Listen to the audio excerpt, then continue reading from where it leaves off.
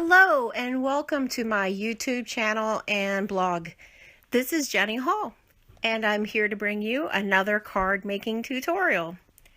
Today I'm working on a challenge card and I really like to work on challenge cards. This one was really challenging for me because it was a football challenge.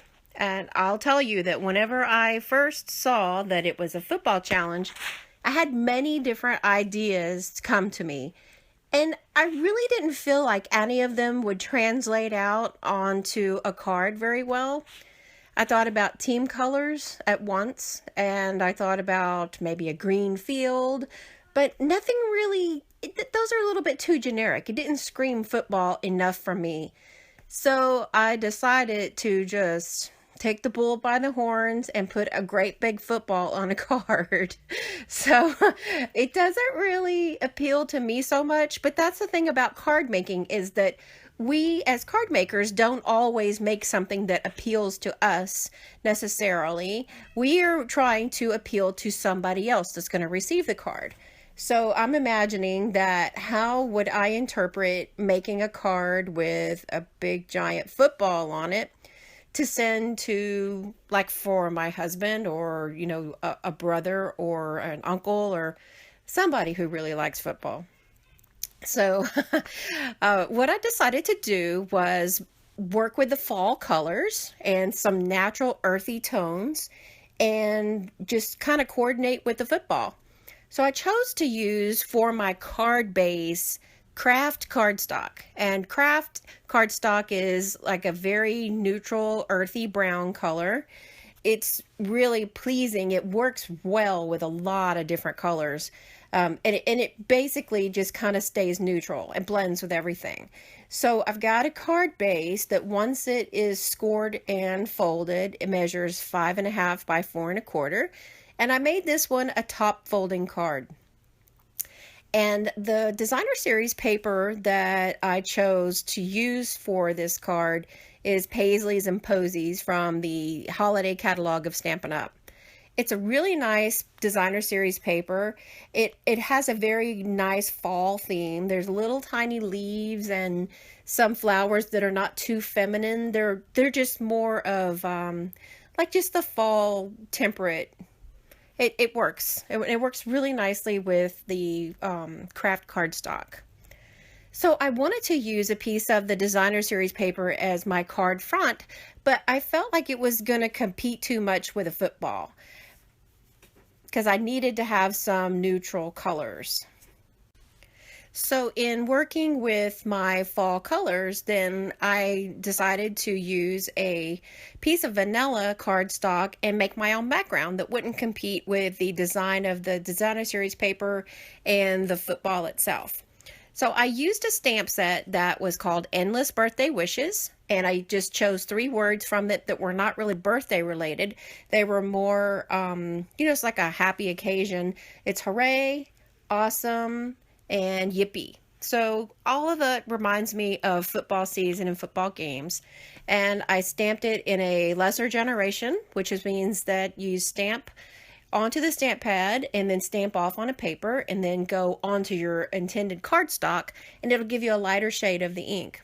So I have a really light background composition, and right now I'm building up some banners to go in the corner of the card. And I used the Banners Triple Punch from Stampin' Up. And the reason that I really like this punch is it cuts the angle. There's 2 different banners here. They're 2 different sizes, but it cuts the angle exactly the same. So it works well together, and it looks really nice together. And I'm very happy with that punch. Some punches I'm not so happy with, but that one it works really well for me. This is an embossing folder that has dots all over it that are not in any kind of an organized fashion. And that reminded me of the texture of a football. So I use this on the Big Shot die cutting machine. And when you make your sandwich of all of the different, the paper, the embossing folder, the pads, then depends on which plate you're using as to how you form the sandwich on the with the embossing folder. It is different whenever you use just your cardstock and dies. With the new base plate that comes with the Big Shots now, there's not a there's no tabs to flip up and flip backwards, which could be really confusing for a lot of people. Instead, they have a piece called a thin die adapter, and if you are using an embossing folder, then you take off that thin die adapter, and what the bulk of your embossing folder kind of takes up that place on the sandwich. So I took that off, and then when I ran back through the dies, then I had to put that plate, that little accessory part, back on. So something to think about when you use embossing folders, to plan ahead of time. And I used the layering oval framelits to cut out from exactly the same craft cardstock that I made the card base. And I used a piece of copper foil sheet to kind of make a little bit of a bigger oval that I'm going to kind of frame the football on. And I'm using soft suede ink pad and a sponge to give some color to the football, to highlight all of the little dots. And this is a white Jelly Roll pen that I'm using directly on the cardstock after it's been sponged. And I have a T-square ruler that's just helping me to get a straight line. I really didn't plan out how I was going to be making this football, other than I just wanted it to look loosely like a football, what my interpretation would be. So I thought about putting a bow on it. I thought about putting some flowers. I thought about putting all kinds of things. But in the end, I wanted it to look like a football, and I knew that it was not going to be adorned to be appealing to probably a more masculine person that would receive this card. So there's no special surprises on the football itself. I bended the cardstock just to kind of give it some dimension, so that it would sit up away from the copper foil base, and kind of allow it to really kind of take form, which to me was more of, I wanted it to look like a football.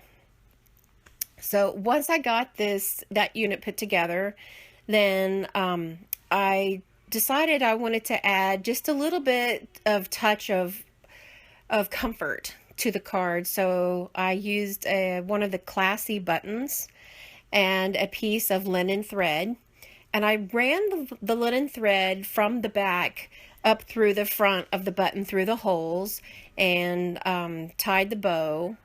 It's just a very, very simple bow, and I'm attaching these banners with some liquid glue.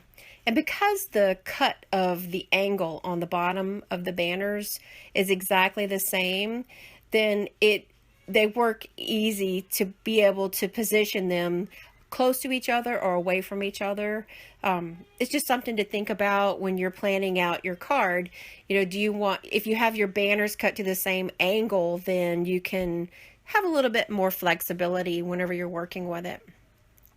I'm using a couple of glue dots to attach this button, and it's just going to sit up on top of the banners, and the football is going to be just like at a general angle that's leaning up against the side. I did not use any sequins on the card because I feel that it's going to probably be a masculine card, and guys are typically more not into sparkly as girls are.